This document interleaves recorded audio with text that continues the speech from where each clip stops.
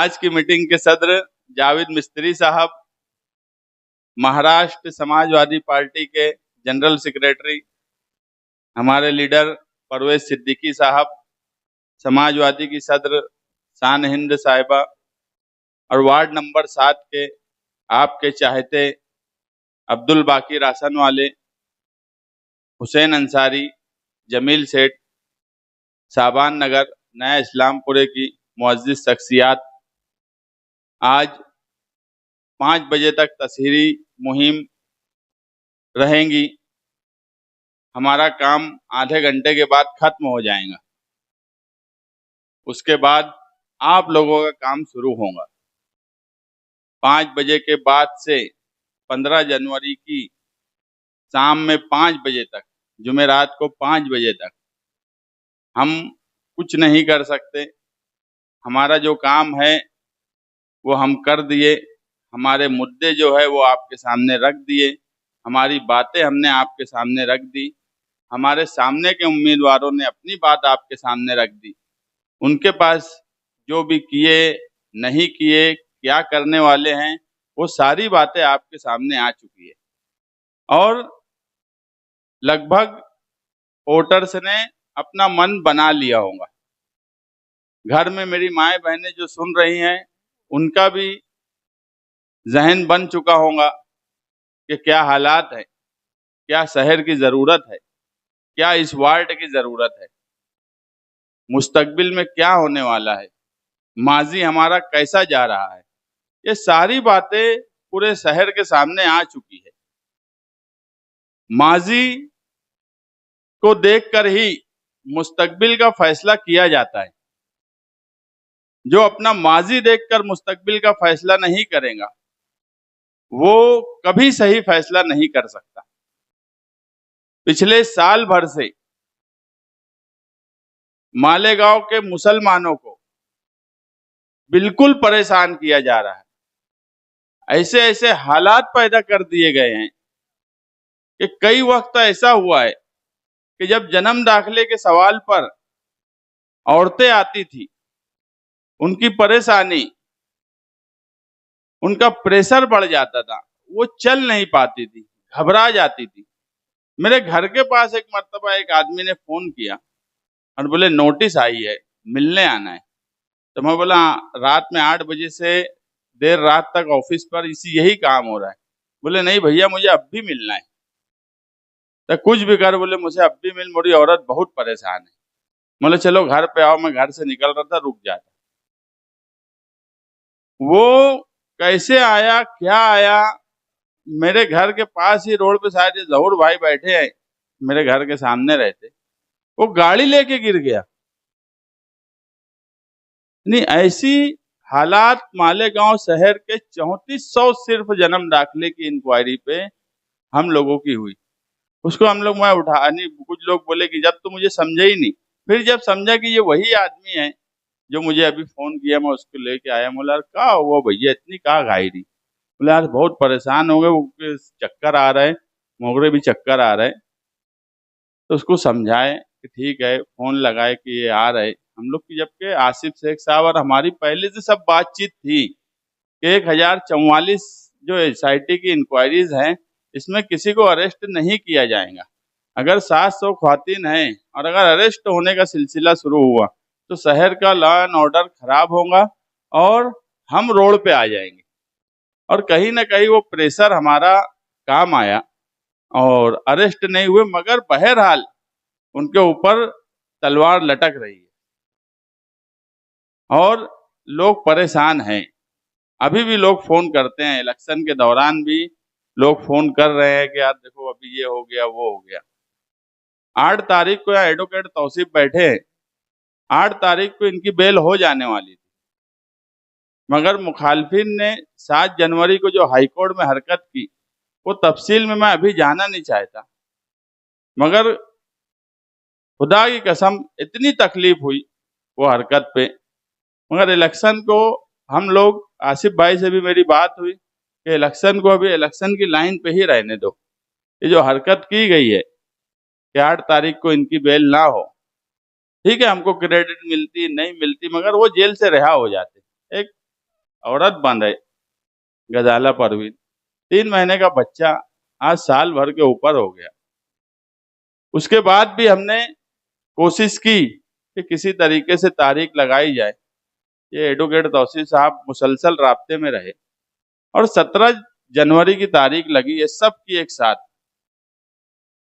मेरी माएँ बहनें जो सुन रही होंगी घरों में, 15 जनवरी को वोट है, 16 जनवरी को उसका रिजल्ट आएगा और 17 जनवरी को हाई कोर्ट में उन बेगुनाह लोगों की रिहाई का फैसला होगा। आप लोग शहर का मुस्तकबिल फिरका परस्तों के हाथ में ना जाए, बीजेपी का मेयर ना बने, इसके लिए भी दुआ करिए। मालेगांव सेकुलर फ्रंट का मेयर बने, इसके लिए दुआ करिए। आपके वार्ड नंबर 7 में जो लोग उम्मीदवारी कर रहे हैं, मैं मुस्तकीम डिग्निटी, बाकी भाई राशन वाले, हुसैन अंसारी, जमील सेठ और हमारे सामने जो लोग उम्मीदवारी कर रहे हैं, आप फैसला करिए कि हम आपकी बुनियादी जरूरत रोड, सड़क, गटर के साथ आपके तहफ्फुज़ का ख्याल रखना, आपके कागजात को दुरुस्त करवाना हमारे अंदर काबिलियत है या नहीं है। अगर आप लोगों को लगता है कि हमारे अंदर नहीं काबिलियत है तो आप अपने हिसाब से फैसला कर लेना, लेकिन मुस्तकबिल पूरे शहर का दांव पे है। यहाँ एक बड़ी आबादी सीतापुर की है, मैं भी सीतापुर का हूँ, यूपी के लोगों की है। आप यूपी में फोन करके पूछ लीजिए कि वहां एसआईआर की इंक्वायरी चल रही है, आपके अपने लोग यूपी में हैं, कितनी तकलीफ हो रही है। कारपोरेशन के इलेक्शन के फौरन बाद एसआईआर की इंक्वायरी शुरू होंगी महाराष्ट्र में, और महाराष्ट्र में जब इंक्वायरी शुरू होंगी तो बाकी जगह हमारे अबू आसिम आजमी साहब है, जो आज महाराष्ट्र में मुसलमानों की अगर कोई नुमाइंदगी कर रहा है, किसी को फिक्र है, कोई मुसलमानों की हालत देखकर आंसू निकल जाए, ऐसा लीडर कोई है तो अबू आसिम आजमी साहब। वो लड़ेंगे भी, भिड़ेंगे भी, देखेंगे भी। मालेगांव शहर में हमको जो मदद उनकी लगेंगी हम लेंगे, बाकी आसिफ साहब हैं, हम हैं। एसआईआर की इंक्वायरी के वक्त आपके यूपी में अगर कागजात हैं 2002 के, आपके यहाँ पर कागजात चेक करने कौन आएगा? पेपर से जो लोग बोलते हैं कि एसआईआर की इंक्वायरी ये कारपोरेशन का मुद्दा कहाँ है, बेवकूफ लोग हैं। कारपोरेशन के घर पट्टी के मुलाजमीन ही इंक्वायरी के लिए आपके घर आने वाले हैं, प्राइमरी टीचर्स ही आपके पास आने वाले हैं। मुझे बताओ, अगर गिरीश महाजन खुलेआम ये बात बोल रहा है कि 20-22 सीट पर हमारा मेयर बनेगा और मेयर बनने के बाद हम मालेगांव शहर के मुसलमानों से पार्लियामेंट का बदला लेंगे, बदला, लफ्ज बदला, किस तरह का बदला लेना चाहते हैं? 4 दिन पहले ये बात सच नहीं है क्या कि मौजूदा एमएलए और एमआईएम के लोग की एक मीटिंग बंडू काका बच्चाओं ने गिरीश महाजन के साथ की? यहाँ मीडिया वाले भी बैठे हैं, मैं नाम नहीं लूंगा, मगर एक मीडिया वाले की मुंडी हिल रही है। मीटिंग हुई है कि नहीं हुई है? बंडू काका बच्चाओ क्यों ऐसा बोले कि गिरीश महाजन की तारीफ एमआईएम वालों ने अगर की है, ये रिकॉर्ड है, वीडियो है, आप लोगों ने भी व्हाट्सएप पे, यूट्यूब पे सुना होगा कि अगर गिरीश महाजन की तारीफ की है एमआईएम के लीडर ने तो हमारे रास्ते खुले हुए हैं। इसका मतलब साफ है कि रास्ते खुले हैं। किस लिए रास्ते खुले हैं? 4-5 पैनल इलेक्शन इस तरफ से लाकर बीजेपी का मेयर बनाने के लिए रास्ते खुले हैं। जो बीजेपी पिछले 1 साल से मालेगांव को सिर्फ इसलिए टारगेट कर रही है कि मालेगांव के मुसलमानों ने बीजेपी की पार्लियामेंट में सीट गिरा दी, इसलिए उनसे बदला लेने की बात आई। बदला लेने में हद ये हो गई कि मर्द के साथ साथ मालेगांव की तारीख में पहली मर्तबा बेगुनाह ख्वातीन जेल में गई। अब कितना बदला लेंगे? अब कैसा बदला लेना चाहते हैं?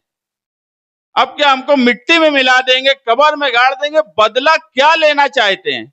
और उनकी मदद एमआईएम पार्टी करना चाहती है, और उसके बाद नदी के इस पार से वोट मांग रही है और बोलती है कि फिरका परस्तों से लड़ना है तो नदी के उस पार जाओ। हमें भी पता है नदी के उस पार 20-22 सीट से ज्यादा बीजेपी शिवसेना ला ही नहीं सकते, और हमें यह भी पता है कि हम नदी के उस पार बीजेपी और शिवसेना के सामने इलेक्शन लड़के जीत भी नहीं सकते। यह भी बिल्कुल 100% सच बात है। कोई ये नहीं बोल रहे कि हम वहां इलेक्शन लड़ते तो हम उनको टक्कर देते या उनके सामने मुकाबले में रहते, नहीं जीत सकते थे हम उनके सामने। मगर हमें ये तो पता था कि नदी के उस पार ये 20-22 सीट से ज्यादा नहीं लाएंगे। हमें तो लड़ना उनसे है जो 20-22 सीट नदी के इस पार से उनको देना चाहते हैं। उन फिरका परस्तों से लड़ने की बात हम कर रहे हैं। क्यों आप 20-22 सीट उनको देकर उनको मेयर बनाना चाहते हो? क्या ये तकलीफ कम थी जो हमारे साथ जन्म दाखिले से लेके लैंड जिहाद और कई जिहाद के नाम हमारे साथ जोड़ दिए गए? जो बीजेपी अपने वचन पत्र में बदला लेने की बात लिखती हो कि किला झोपड़पट्टी को पहले उखाड़ेंगे। जितनी झोपड़पट्टियां हैं, यहाँ साबान नगर का भी मसला है और भी शहर में कई झोपड़पट्टियों का मसला है, तो उनके वचन पत्र में लिखा है कि सिर्फ झोपड़पट्टी गैर कानूनी अगर साबित हुई तो झोपड़पट्टी उखाड़ने के साथ साथ उस पर भी एसआईटी बैठाकर इंक्वायरी करेंगे। कितनी एसआईटी बैठाएंगे? कितने लोगों से बदला लेंगे? अब इन सारे सवालात का, इन सारे मसाइल का मसला भी कारपोरेशन, मसले का हल भी कारपोरेशन। अगर मसला बनता है जन्म दाखिला, तो वो जन्म दाखिला कौन देता है? कारपोरेशन देती है। अगर मैं ये बोलता हूं कि अगर वार्ड नंबर 7 में हमारा पैनल और मैं खुद चुन के आया तो पहली ही महासभा में 1044 जो जन्म दाखिले में जिन पर एफआईआर हुई है वो तजवीज मैं लाऊंगा और हैंड राइटिंग एक्सपर्ट के बाद पास वो सारे पेपर्स भेजूंगा कि इस पे साइन तहसीलदार की है कि नहीं, और वो मसला इंशाल्लाह हल हो जाएगा। मुझे उसमें इसलिए नहीं परेशानी है कि 1044 लोगों पे केस है, मुझे तकलीफ इसलिए है कि उसमें 700 से ज्यादा ख्वातीन है। तकलीफ इसलिए होती, अरे हम यहाँ इतने मर्द बैठे हैं, ये सब पे भी गुनाह दाखिल हो जाए तो हम लड़ लेंगे, हम मुकाबला कर लेंगे, हम जेल भी चले जाएंगे, 2-4 महीना रहना पड़ा रह भी लेंगे। 12 नवंबर में आप सल्लल्लाहु अलैहि वसल्लम के नाम पे मैं 3 महीना जेल चला गया था खुद से सरेंडर होकर। मगर तकलीफ यह है कि 700 ख्वातीन अगर जेल में जाएंगी वो बर्दाश्त नहीं कर सकते।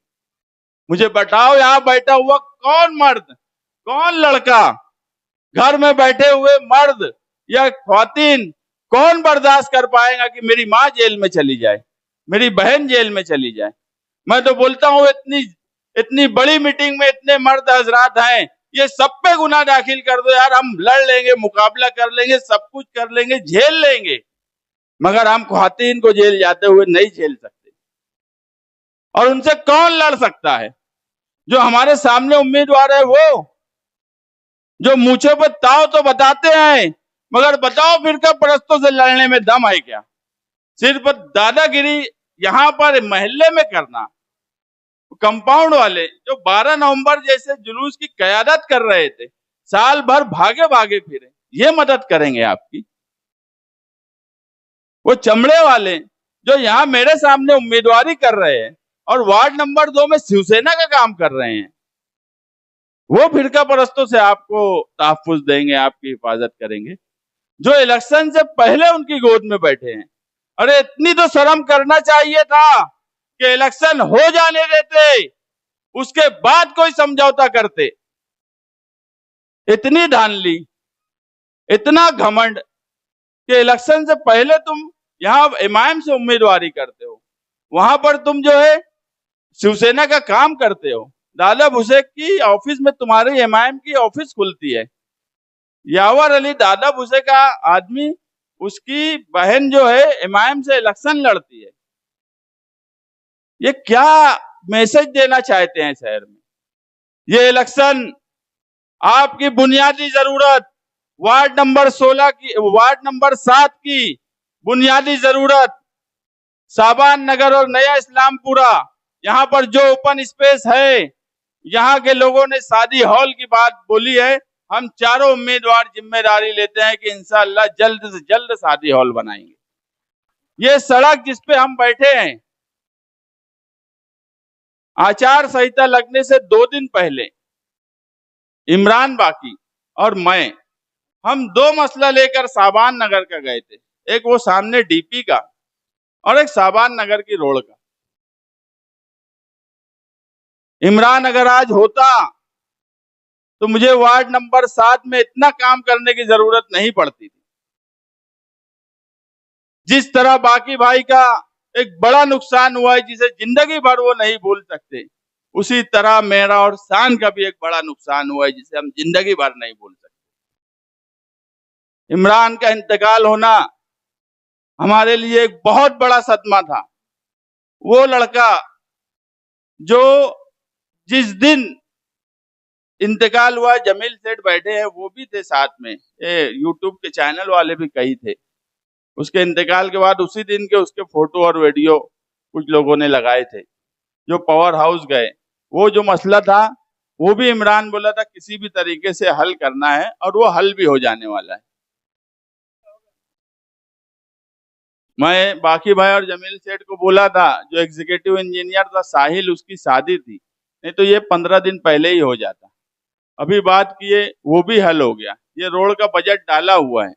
जो लोग बोलते हैं हम इलेक्शन नहीं लड़ेंगे, वो बच्चों जैसी बात करते हैं। बाकी भाई बोले कि वो कागज लाकर बता दो। मतलब भैया जान दे, बच्चों जैसी बात है, छोड़ उन लोग, क्या जरूरत है ऐसे लोगों की बात का जवाब देना, जिनके पास कोई मुद्दा नहीं है, जिनके पास कोई विजन नहीं है, जिनके पास इलेक्शन किस लाइन पे लड़ा जाए, इलेक्शन वो क्यों लड़ रहे हैं, इसका मकसद नहीं है। ऐसे लोगों का जवाब देने की क्या जरूरत है। अगर कोई ठंडी सड़क पे कुछ बोलता है, कोई कहीं कुछ बोलता है, मैं ये बाकी भैया अभी बोलने लगे कि हमको इस तरह से कामयाब करो कि इसके बाद ये हिम्मत नहीं करे। अरे भैया, ऐसे अच्छे उम्मीदवार सामने नहीं मिलिए, यही अच्छे हैं। अभी भी लड़े, इसके बाद भी लड़े, लेकिन ये इलेक्शन सही मायनों में आप लोगों के लिए बहुत सोच समझकर फैसला करने का वक्त है। नया इस्लामपुरा, साबान नगर, सर्वे नंबर 57 और वार्ड नंबर 7 का पूरा हिस्सा आप लोग 15 जनवरी को साइकिल निशान पर ओढ़ दीजिए। हम आपको यकीन दिलाते हैं कि आपकी बुनियादी जरूरत, जो कारपोरेशन का अहम मुद्दा है, साफ सफाई, पानी, सड़कें, आपके लिए हॉल का इंतजाम, तालीम अच्छी हो प्राइमरी की, इस ताल्लुक से हम कोशिश करेंगे। लेकिन इसके साथ साथ वोट आपकी अमानत है। आपकी अमानत की हिफाजत करने की जिम्मेदारी हम 4 लोगों की।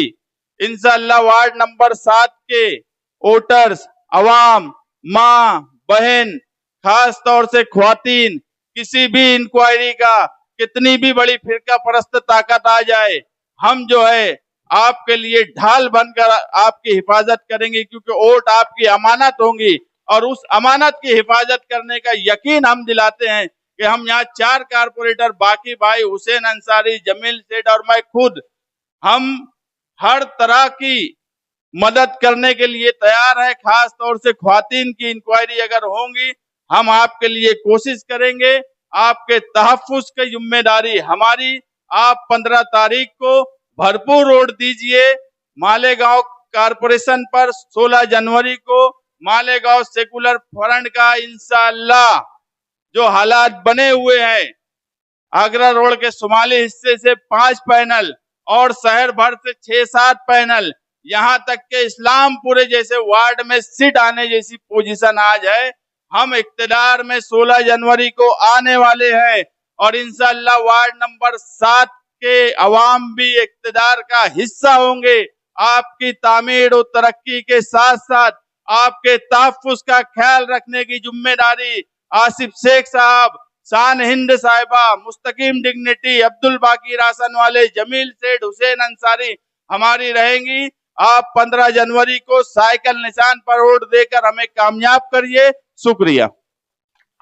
जिम्मेदारान और आप तमाम साथियों, जहां तक मेरी आवाज जा रही है, मेरी आवाज सुनने वाली मेरी माएं और बहनें, मुझसे पहले जितनी तकरीरें हुई सब बातें इतनी मुदल्लिल थी, इतनी अच्छी तरह समझाई गई कि मुझको ये नहीं लगता कि मुझे कोई और बात करनी चाहिए। लेकिन चंद बातें हैं जो मैं आप लोगों से बताना जरूरी समझती हूँ, इसलिए मैं खड़ी हुई हूँ।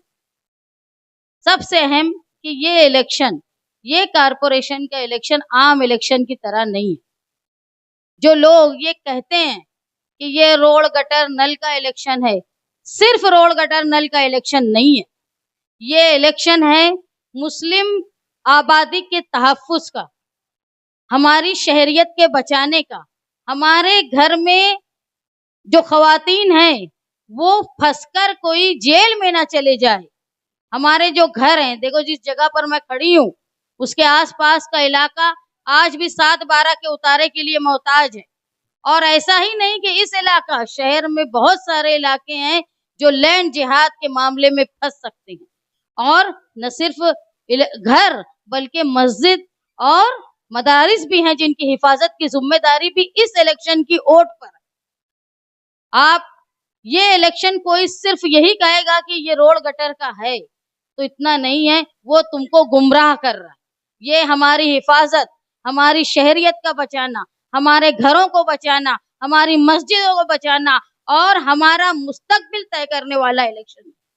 ये 4 उम्मीदवार जो यहाँ खड़े हैं, अब्दुल बाकी साहब, हुसैन भाई, जमील भाई और मुस्तकीम साहब, ये उम्मीदवार कोई ऐसे नहीं है जिनको आप जानते नहीं। ये शहर में, इलाके में हमेशा से सरगर्म रहते हैं। ये बात सही है कि इंसान गलतियां करता है, लेकिन मैं शान हिंद निहाल अहमद, निहाल साहब की बेटी, मैं समाजवादी पार्टी की सदर हूँ। मैं इन चारों की तरफ से तमाम वार्ड नंबर 7 के लोगों से माफी मांगती हूँ। अगर इनसे कुछ गलती हो गई होगी तो अल्लाह के वास्ते आप हमारे उम्मीदवारों को माफ करें। लेकिन किसी की बात में बिरादरी के नाम पे आकर, रिश्तेदारी के नाम पर आकर ये हमारा ये है, वो हमारा वो है, वो बोलकर इनके खिलाफ जो वोट जाएगी वो फिरका परस्तों की झोली में जाएगी, ये याद रखना। लोग ये भी कह रहे हैं जो मुखालफिन हैं कि इनके साथ रहने वाले हमारे लोग हैं, ये उनको धोखा दे के भाग जाएंगे। तो मुझे बताओ, शाबान नगर के लोग, नया इस्लामपुरा के लोग, 57 के लोग, क्या ये धोखेबाज हैं, झूठे हैं, मक्कार हैं? वो तुमको तुम्हारे गालियां दे रहे हैं, तुमको झूठा और मक्कार बता रहे हैं। हाँ, हमको यकीन है कि चाहे वो शाबान नगर के लोग हों, चाहे नया इस्लामपुरे के लोग, अपनी बात के पक्के हैं। वो साथ में हैं, जो दिखते हैं वो करते हैं और वही उनका ईमान है। आप ऐसे झूठे लोग जो आपको मक्कार बता रहे हैं, इनका 15 तारीख को सबक सिखाने का वक्त है। मैं मेरी माओ बहनों से गुजारिश करती हूँ कि बहुत बड़ी आफत मालेगांव शहर पे SIR के नाम पे आने वाली है। ये वो आफत है कि तुमको जन्म दाखिले के मामले में 3400 लोग फंसे हुए हैं। आज एक बेटी भी फंसी हुई, आज तक 11 महीने से जेल में है। लेकिन जब SIR आएगा, SIR क्या है? NRC की पहली शक्ल है। तो वो तुमको फंसाने का काम कर रहे हैं, तुम्हारी शहरियत को खत्म करने का काम कर रहे हैं, तुमको डिटेंशन कैंप में भेजने का काम कर रहे हैं। उसका मुकाबला करने के लिए आप हमारे चारों उम्मीदवार जो समाजवादी पार्टी के साइकिल निशान पर लड़ रहे हैं, उनको वोट देना है। खास तौर पे मेरी माएं और बहनें, आपका कागज दुरुस्त करवाना, आपको SIR में ना फंसने देना, ये वादे के साथ हम इलेक्शन लड़ रहे हैं। जो आज आपको कह रहे हैं ना कि हमारे रिश्तेदार हैं, हमारी बिरादरी है, तो हम कौन है? हम तुम्हारे रिश्तेदार। ये बस्ती बसाने वाले मेरे वालिद साथी निहाल अहमद मुझसे और इस बस्ती वालों का जो रिश्ता है, इससे ज्यादा करीबी रिश्ता मुझे नहीं लगता कि हमारे सामने वालों का होगा। अरे ये जो बाकी भैया बैठे हैं, जब इमरान का इंतकाल हुआ, इमरान हम लोगों के लिए सियासी जरूरत का बात नहीं थी। इमरान हमारे घर का एक फर्द था। इमरान के इंतकाल की जो हालत थी हमारी, मैं जब जैसे ही मुस्तकीम की आवाज सुनी तो मुझे लगा कि मुझे मुस्तकीम के पास जाना चाहिए। इतनी सर्द रात थी वो, मैं बिगर स्वेटर के वहां सटाना रोड पर खड़ी रही कि मुस्तकीम अपने आप को अकेला न समझे। तो इमरान के इंतकाल के बाद जब मैं भौजी के पास गई और मैं बोली भौजी अब इलेक्शन है, तो मुझको भौजी बोले अब हिम्मत नहीं होती भाई। मैं बोली नहीं, हमको तुम्हारी जरूरत है। हम लोगों को मालेगांव शहर में मुसलमानों की तहफ्फुज के लिए इमरान बाकी के बाद अब जरूरत है कि बाकी भैया तब भी निकले जब इमरान जिंदा नहीं है। तो ये बात जो आज चौथी पीढ़ी साथी निहाल अहमद साहब के साथ रहती है, ये वो इलाका है जो अपने जवां साल बेटे की मैयत के बाद भी खड़ा हो गया हमारे बोलने पर इलेक्शन के लिए, क्योंकि आज इनकी चौथी पीढ़ी साथी निहाल अहमद साहब के साथ है। और वो इलाके के लोगों को तुम बेईमान बोलते हो। अरे तमाचा मारो वोटों का ऐसे बेईमान और झूठे लोगों के खिलाफ जो तुम्हारा मजाक उड़ाते हैं। मैं ये उम्मीद करती हूँ कि आने वाले इलेक्शन में जो 15 तारीख को होने वाला है, तुमको कोई दादागिरी की लालच देगा, कोई तुमको रिश्तेदारी की दुहाई देगा, कोई तुमको बोलेगा कि हम तुम्हारे वक्त में खड़े रहते। अरे कौन खड़ा रहता? इधर का एक उम्मीदवार ये है जो पढ़ना लिखना भी नहीं जानता। अरे मोहल्ले में कुछ नहीं होते हुए दादागिरी करता है, मोहल्ले के लोगों को डराता है। और एक वो कंपाउंड वाले, अगर कोई सामने वाला दूसरा उनका मुखालिफ उधर से गुजर जाए तो उनकी औलादे उनको घूरती है, ऐसा समझती है कि उनके वालिद का रोड है। और एक वो जो मूंछों पे ताव देते हैं इस तरफ, लेकिन जब वहां जाते हैं तो दादा भूसे की गोद में बैठते हैं, ये उनकी हैसियत है। और एक ऐसा उम्मीदवार जो मैं कुछ नहीं बोलूंगी, उनकी जिंदगी उनकी बीवियों का हाल आप जानते होंगे। तो ये खुद के घर के साथ इंसाफ नहीं कर सकते, खुद के मोहल्ले के साथ इंसाफ नहीं कर सकते। अरे कुछ तो ये हैं जो बीजेपी की गोद में दादा भूसे बैठे हैं, उनकी गोद में बैठ रहे। अरे मुसलमान होने का भी फर्ज नहीं निभा कर रहे, वो तुम्हारे साथ क्या ईमानदारी का सबूत करेंगे? ये आप याद रखो। हम इस वादे के साथ इलेक्शन लड़ रहे हैं कि आपकी बुनियादी जरूरत के साथ साथ मालेगांव शहर की तहफ्फुज के लिए हम मिलकर लड़ेंगे। देखो शेख आसिफ साहब और हमारा सियासी इख्तिलाफात थे, लेकिन हमने जब ये महसूस किया कि आज शहर बहुत बड़ी मुश्किल में फंसने वाला है, तो हमने सियासी इख्तिलाफात को किनारे रखकर आज मिलकर इलेक्शन लड़ने का काम किया है। तो मैं आपसे इस बात की गुजारिश करती हूँ कि आप भी अपने जाती मुखालफत नाराजगी को बालाए ताक रखें और मालेगांव शहर की मुस्लिम आबादी को बचाने के लिए आप मालेगांव सेकुलर फ्रंट का साथ दें। हमारे चारों उम्मीदवार जिनका निशान साइकिल निशान है, इस पे आप वोट देकर कामयाब कीजिए।